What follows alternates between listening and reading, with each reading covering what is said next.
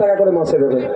বিজেপির প্রার্থীকে জিজ্ঞাসা করবেন ভদ্রতার সাথে, শালীনতা বজায় রেখে, যে আপনারা একাধিক রাজ্যের ক্ষমতায় আছেন, এমন একটা রাজ্যের নাম বলুন যেখানে আপনারা অলরেডি 3000 করে ভাতা দিচ্ছেন।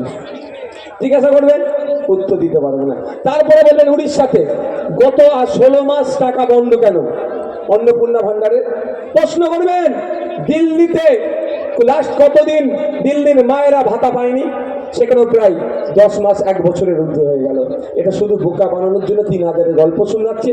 ঠিক যেভাবে বোকা বানাতে গিয়েছিল গোয়ার মানুষকে মমতা ব্যানার্জি, পশ্চিমবাংলায় 1000-1200 টাকা লক্ষ্মীর ভান্ডার দিচ্ছিল, তখন আপনার গোয়াতে গিয়ে বলছে গোয়াতে নাকি মমতা ব্যানার্জিকে জেতালে 5000 টাকা করে দেবে। ওটা যেমন ঢপের চপ ছিল, বিজেপির ওটা ঢপের চপ।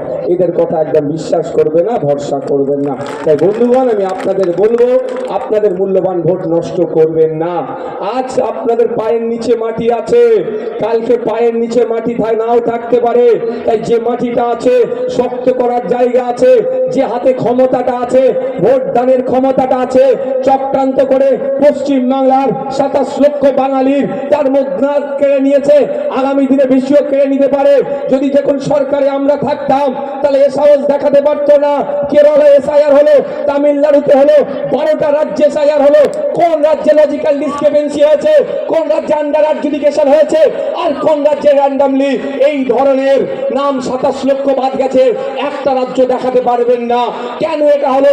এক কথায় আমি উত্তর দেব, সেই জ্যোতিবাবুর কথা মনে পড়লো, সরকার না চাইলে দাঙ্গা হয় না, আর সরকার না চাইলে ভোটের নাম ডিলিট হয় না। মমতা ব্যানার্জি চেয়েছে তাই ডিলিট হয়েছে, মমতা ব্যানার্জি না চাইলে ডিলিট হতো না।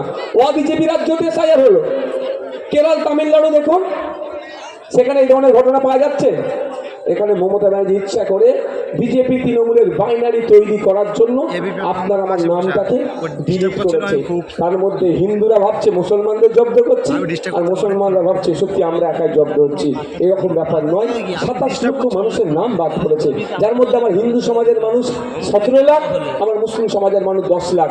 কিন্তু 17-10টা বড় কথা নয়, আমরা পশ্চিমবাংলার নাগরিক, আমাদের পরিবারের 27 লাখ নাম বাদ দিয়েছে মোদী মমতা চক্রান্ত করে। 27 লক্ষ মানুষকে আতঙ্কের মধ্যে রাখেনি। আমরা মনে করি আমরা বাঙালি, পশ্চিম বাংলার মানুষ 10.5 কোটি মানুষের বুকে ব্যথা দিয়েছে, আতঙ্কে রেখেছে। এই আতঙ্কের জবাব আগামী 29 তারিখে দেব, মোদী মমতাকে বুঝিয়ে দেব। এটা বাংলা, বিনয় বাদলের বাংলা, নেতাজির বাংলা, এটাই আপনার কাজী নজরুলের বাংলা, রবি ঠাকুরের বাংলা। এই বাংলায় বাঙালিদেরকে তোমরা চেনো না, এই বাংলার বাঙালিদেরকে নিয়ে তোমরা খেলা করছো। এই নির্বাচনে বাঙালিরা বিজেপি তৃণমূলকে শূন্য করে ছাড়বে। হ্যাঁ, আমি বলছি, আজকে শুধু এই ভোটার লিস্ট নয়, কালকে আপনার নাগরিকত্ব কেড়ে নিতে পারে। আজকে ভোটার লিস্ট থেকে নাম কেটেছে, এই ভোটার লিস্ট থেকে নাম বাঁচানোর লড়াইটা কারা করছে? মোস্তারি বানু করছে মামলা, নওশাদ সিদ্দিকী করছে, এটা মাথায় রাখবে। বামেরা করছে, আইএসএফ করছে। আজকে মমতা ব্যানার্জি কোথায়? আমার লাশের ওপর দিয়ে এসআইআর হবে, খুঁজে পাওয়া যাচ্ছে মার্কেটে। আপনার ভাইপো অভিষেক বাবু কোথায়? অভিষেক বাবু দেগঙ্গায় গিয়ে আইএসএফ এর ভূত পেয়ে আইএসএফ এর নামে ভুলভাল বকতে শুরু করছে। 1 লক্ষ মানুষকে নিয়ে জমায়েত করে বলেছিল প্রোগ্রাম করব, দিল্লি নিয়ে নির্বাচন কমিশনের অফিস। একটা যদি নাম কাটে, এদিকে 27 লাখ নাম কেটে দিল, কোথায়? নাই। কিন্তু উল্টো দেখুন, বিকাশ রঞ্জন ভট্টাচার্য স্যার, নওশাদ সিদ্দিকীর মামলা সুপ্রিম কোর্টে ডেট পড়েছে, তার নির্বাচনী কার্যক্রম ছেড়ে দিয়ে আপনার স্বার্থে সেখানে যদি ভোট প্রচার করত, 1000 ভোট তার পক্ষে আসতো। কিন্তু তার 1000 ভোট বড় কথা নয়, পশ্চিম বাংলার মানুষটা তার কাছে বড় কথা। 27 লক্ষ মানুষের ভোটটা বাঁচানো তার কাছে বড় কথা, আর্টিকেল 326-কে বাঁচানো তার কাছে বড় কথা। তাই তার নির্বাচনী সমস্ত কার্যক্রম ছেড়ে দিয়ে আমার করা মামলাতে তিনি সুপ্রিম কোর্টে ছুটে গেলেন আপনার ভোটাধিকার বাঁচানোর জন্য। হ্যাঁ, এটা বামপন্থী, এটা আইএসএফের আদর্শ। এটা ভাববেন আপনারা। মমতা